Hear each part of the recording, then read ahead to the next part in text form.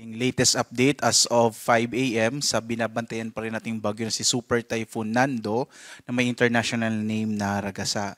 Makita po natin as of 4 a.m. huling lokasyon po ng mata yung sentro ng mata ng bagyong Nando nasa 265 kilometers kanluran ng Kalayan sa lalawigan ng Cagayan.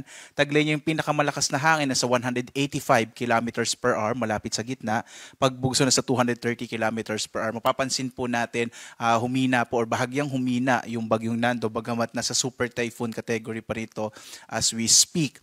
Ito'y kumikilos pa kanluran sa bilis naman na 20 kilometers per hour. As of 5 a.m. naman po habang pinapanood nyo po itong live na ito ay nasa labas na ng Philippine Area of Responsibility ang bagyong Nando.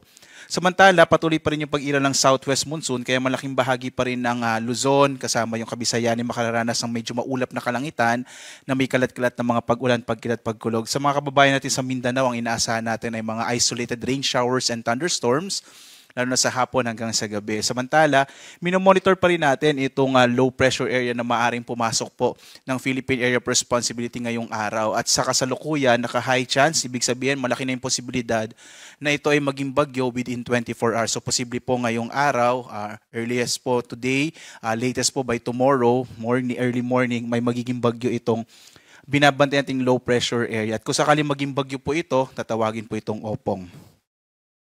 Narito yung latest track ng bagyong si Nando.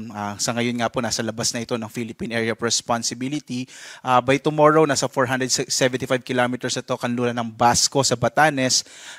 And then po after 24 hours, ito ay nasa 680 kilometers west ng Itbayat sa lalawigan ng Batanes. Makikita po natin, inaasahan natin ito kikilos papunta po sa may southern part ng China. So maapektuhan po nito yung katimugang bahagi ng China. At ang ating latest po pagdating sa mga tropical cyclone wind signal, as of now po, signal number 3 sa Ilocos Norte, northwestern portion ng Apayao, gayon din sa northwestern portion ng mainland Cagayan, kasama yung western portion ng Babuyan Islands.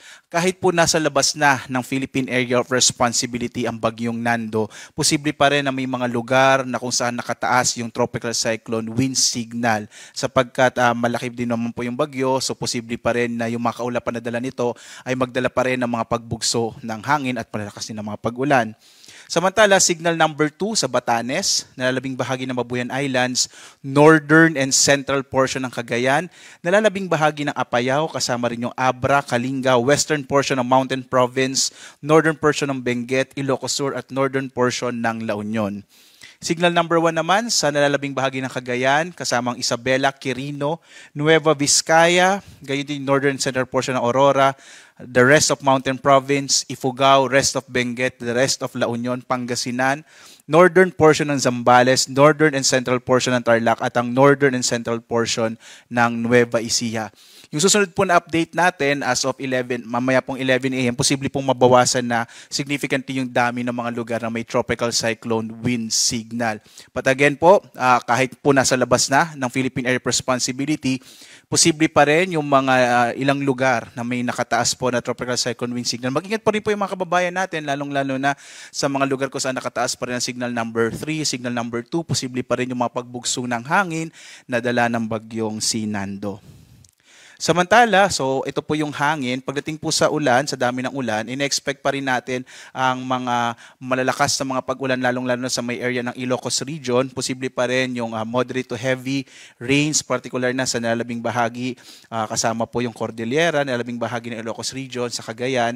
Gayon din sa Zambales, Bataan, Batangas, Occidental Mindoro. Ito naman ay dulot ng southwest monsoon o habagat. So posible pa rin makaranas ngayong araw itong mga nabanggit na lugar ng mga hanggang malalakas na mga pag-ulan. Bukas, araw ng Miyerkules, epekto pa rin ng southwest monsoon o habagat at posibleng makaulapan pa rin na dala ng bagyong Nando. Inaasahan pa rin natin hanggang yung malalakas na mga pag-ulan sa may bahagi ng Ilocos Norte, Ilocos Sur, La Union, Benguet, Pangasinan, Zambales, Bataan at Occidental Mindoro. Sa mga kababayan po natin, lalong-lalo na nandito sa may kanlurang bahagi ng Northern and Central Luzon, iba yung pag-iingat pa rin po pati dito sa may western section ng Southern Luzon, posible pa rin kasi yung mga biglaang pagbaha, mga flash floods, pagguho ng lupa or landslide, lalo na't ilang araw na pong inuulan itong western section ng Northern and Central Luzon.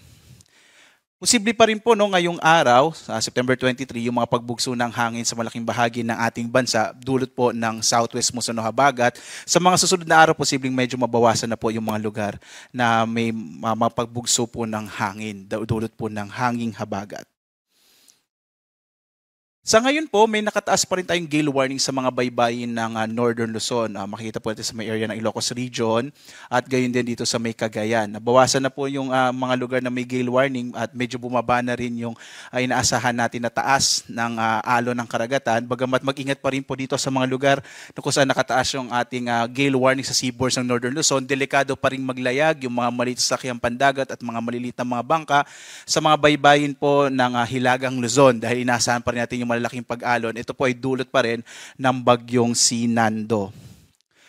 Meron pa rin tayong as of 2 a.m. na nakataas na storm surge warning. Posible pa rin po yung malalaking hampas ng alon sa mga baybay dagat, particular na dito sa may area ng Batanes, Babuyan Island, silagang bahagi ng Cagayan, northern portion ng Ilocos Norte, at yung northern portion ng Ilocos Sur. Posible pa rin yung 1 hanggang 2 metro naman sa may central portion ng Ilocos Sur. So kahit pablayo na yung bagyo, posible pa rin yung malalaking pag-alon dito sa may area, sa may baybay dagat po.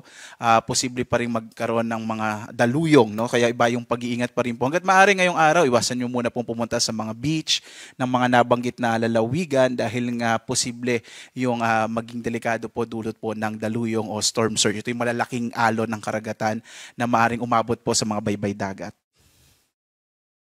At as of 5 a.m., may nakataas po tayo ng mga heavy rainfall. Yung heavy rainfall warning, ito yung inaasahan nating malalakas na pag-ulan sa susunod na 3 oras. So dito po sa Northern Luzon, naka-red heavy rainfall warning sa Benguet, Ilocos Norte, Ilocos Sur, orange warning sa La Union at Abra, habang yellow warning sa Apayao, particular na sa bayan ng Calanasan, gayon din sa Pangasinan, Batanes at ilang bahagi ng Cagayan. Dito po sa may National Capital Region, yellow heavy rainfall warning naman sa Zambales at sa Bataan. So hanggang alas 8 po ito effective po. So posible pa rin makaranas ng mga hanggang malalakas na mga pagulan, lalong-lalo na yung Zambales at Bataan. Habang yung nalalabing bahagi ng Central Luzon, gayon din yung Calabarzon, inaasahan natin mga light to moderate rains na lamang sa mga susunod na oras. Ngayong araw po kasi inaasahan natin significantly mababawasan na yung malalakas na mga pag-ulan, di ba na lamang kapag may mga thunderstorms tayo, dahil po yung epekto ng southwest monsoon ay significantly mababawasan na po. Bagamat yung area nga ng Zambales, Bataan, posible pa rin medyo maulan sa araw na ito, dulot ng hanging habagat. Balikan po natin yung low pressure area na ating minomonitor. So ngayon po makikita natin high chance or malaki na yung posibilidad na ito ay maging bagyo within the day at papasok na rin ang Philippine Area of Responsibility sa araw na ito. Base po sa ating mga latest na data, posible pong baybayin nito itong karagatan po ng Pilipinas at posible pong maapektuhan sa ngayon po itong area ng Eastern Visayas, Bicol Region, gayon din yung Central Luzon at Southern Luzon. Again, pwede pa rin naman po itong magbago lalo't wala pa tayong track. Pag naging bagyo po ito, saka po tayo magkakaroon ng mas certain na track or kung saan po dadaan itong magiging bagyo. Na kung sakali po ang magiging pangalan niya ay Opong. Kaya po tumutok po tayo sa pag-asa. So inaasahan kasi natin na kung maging bagyo po ito, towards the end of the week, magiging maulan na naman sa malaking bahagi ng Central Luzon, Southern Luzon, kasama yung Kabisayaan, kasama din dyan of course yung sa Metro Manila. Again, tumutok po tayo sa update ng pag-asa. Meron po tayong X, Facebook, YouTube at sa ating mga websites pag-asa.doc.gov.ph at panahon.gov.ph. Lagi po tayo nagbibigay ng real-time update, no? Lalo na sa mga minomonitor natin ng mga iba't ibang mga weather systems. So meron po tayong yung bagyong Nando na kalalabas lang po ng Philippine Area of Responsibility, ang southwest monsoon na habagat sa particular na sa Luzon at sa Kabisayaan at yung low pressure area na minomonitor natin na posibleng pumasok ng Philippine Area of Responsibility ngayong araw at posibleng rin maging bagyo within 24 hours. So live po na nagbibigay update mula dito sa Pag-asa Weather Forecasting Center. Ako si Obet Badrina. Mag-ingat po tayo lagi, maghanda para sa ligtas na Pilipinas. Magandang umaga po.